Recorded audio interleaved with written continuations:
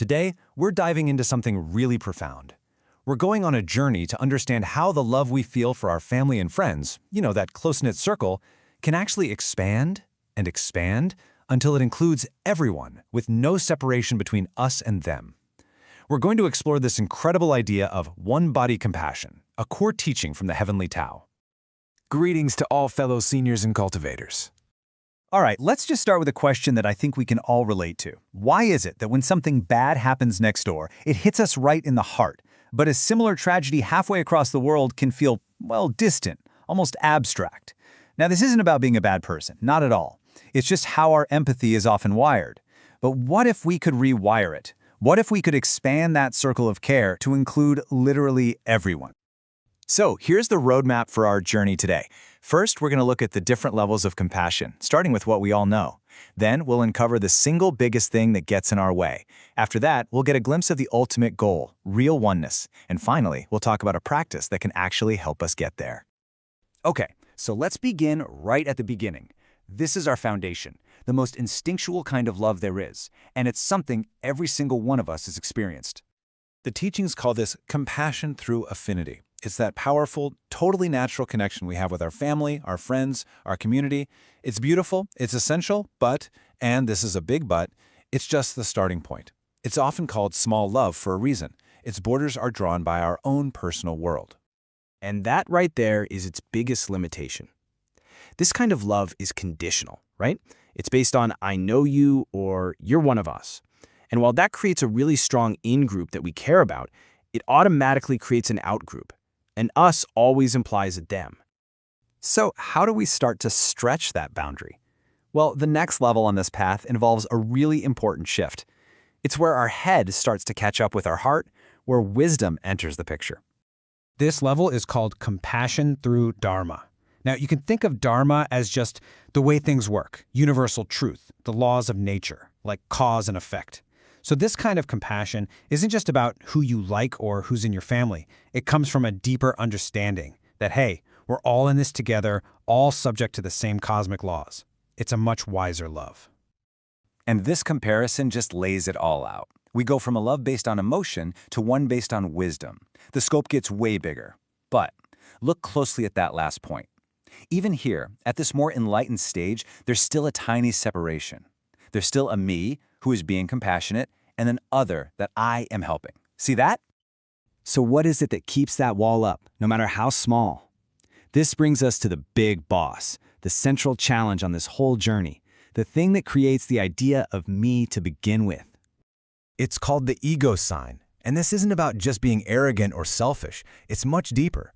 It's that core, gut-level feeling that you are a solid, separate I that is totally independent from everything else. The teachings are really clear on this. That illusion, that's the root of pretty much all our problems. This quote just nails it. We cling to this idea of a separate self, to our jobs, our opinions, our stuff, and we think it's all so solid and real. But it's all temporary, it's all fleeting. And that clinging, that's what creates all the friction and suffering in our lives. There's this fantastic analogy of the master of the house. When our true self, that deep, wise, connected part of us is awake, it's the master. It guides us with wisdom, it sees unity, and it just naturally helps others. But when that master is asleep, the slaves, our ego, our fears, our desires, they take over the house and they just create chaos and conflict. All right, so once we start to see through that illusion of the ego sign, we can finally start to see the summit of our journey. This is the highest state. This is where all those barriers we talked about just dissolve. This is it, one-body compassion, or great compassion. It's not just an idea, it's a direct experience. A profound realization that there's no real line between you and me, or us and them. It's the experience of all beings, all of existence, as one single, interconnected body. So think about what this means. It's not just a nice thought, it's a lived reality. Here's the classic example. Your left hand accidentally bumps your right hand. Does your right hand get mad and hit back? No, of course not. It knows they're part of the same body. That is one-body compassion. And when you really get that, the ethics become so simple, so crystal clear. Harming someone else isn't just a bad thing to do anymore. It becomes an act of self-harm. It just doesn't make sense. Compassion isn't a rule you follow. It's just the natural way you are. Okay, this all sounds incredibly beautiful and, well, maybe a little out of reach. So how do we actually work towards this? Thankfully, the teachings give us a very clear practice. It's all about the 4 great vows. Now, these vows are more than just words. They're about completely reorienting your life. First, you vow to help all living things. Then, to end your own inner struggles.